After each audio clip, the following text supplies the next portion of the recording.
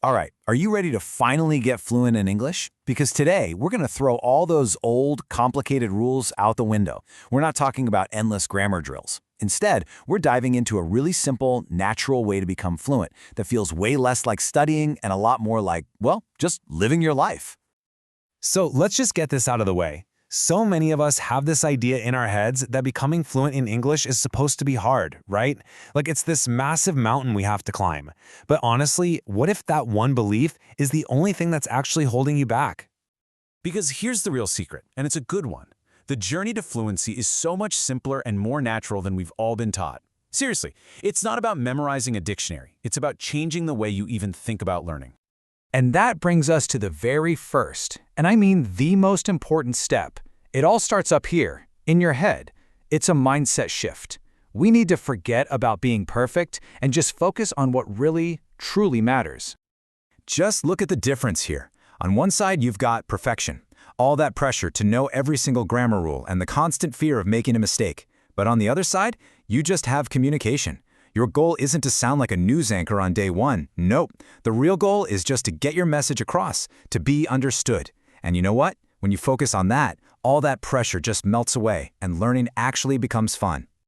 Think about it this way. How does a little kid learn to talk? They don't sit down with a grammar book, do they? Of course not. They just listen, they try to copy the sounds they hear, and they make a ton of mistakes along the way. And that's not just okay, it's how they learn. That's the exact natural approach we need to tap into. And this is a perfect example of what I'm talking about. It's simple, it's direct, and it's powerful. You don't need a perfectly constructed, complex sentence to order a cup of tea. This gets the job done. It proves that clear communication is the real win.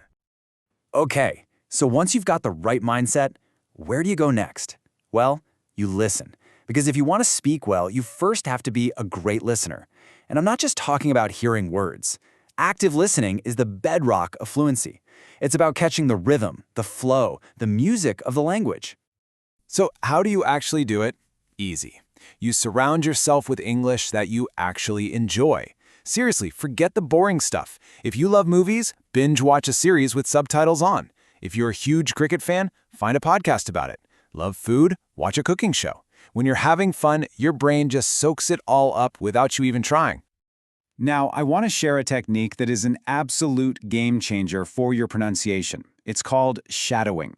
The idea is super simple. You listen to a short phrase from a native speaker, you hit pause, and you immediately say it out loud, trying to copy their exact sound, their rhythm, and their tone. Take a simple sentence like this one. A native speaker wouldn't say it flatly. They'd say something like, "Could you please pass the salt?" Hear that up and down melody? When you shadow, you're not just learning the words. You're training your mouth and your ears to catch that music. You know, a great way to think about it is that you're literally learning to sing the song of the language. You're mimicking the melody. It feels a little funny at first, but it's an incredible workout for your mouth muscles, getting them used to making all the right English sounds. All right, let's talk about the big one, the biggest hurdle for so many people. We can listen, we can read, but that fear of actually speaking out loud can be paralyzing. But remember that mindset shift? Our goal is to connect with people, not to be grammatically perfect. It's time to just break the ice. And here are 3 really simple ways to do that, starting today.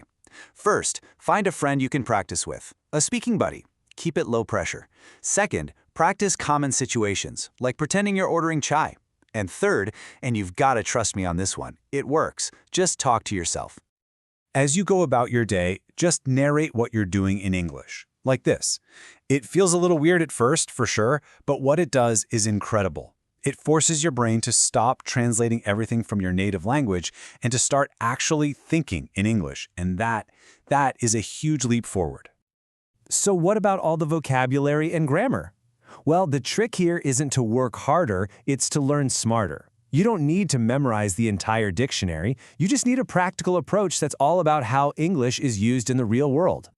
So, how do we do that? First, whenever you learn a new word, learn it in a full sentence, never on its own. Context is everything. Second, if you're using flashcards, make sure you put a full example sentence on there. And third, read for fun. If you're reading an article about Bollywood or the latest tech, you'll start picking up new words naturally without it feeling like a chore. And this is exactly what I mean when it comes to grammar. Forget trying to memorize some complicated rule from a textbook. Just look for the pattern. When you see these three sentences together, your brain automatically starts to get it. Oh, okay, so when something is happening right now, it's someone is, am, or are, plus that ing word. See? It's intuitive. You feel the pattern, you don't memorize the rule. Okay, we've talked about mindset, listening, speaking, and learning smarter. But now we've arrived at the final piece of the puzzle. This is the real secret. This is the one thing that ties it all together and absolutely guarantees you'll get there. And here it is. It's so simple. Consistency is always, always better than intensity. Trying to cram for 6 hours one day a week just doesn't work. It's that little bit of practice day in and day out that builds real, lasting fluency. It's the daily habit that changes everything. And we're not talking about a huge time commitment here. All you need is 15 minutes a day. That's it. Listen to a short podcast on your way to work, review a few words while you're waiting for the kettle to boil, talk to yourself while you're cooking. These tiny, consistent efforts add up to huge progress over time. So there you have it, a simple, powerful path to fluency. It all comes down to this: change your mindset, listen with purpose, speak without being afraid, and most of all, just show up every day. You can absolutely do this. So the only real question is, which one of these things are you going to start with today?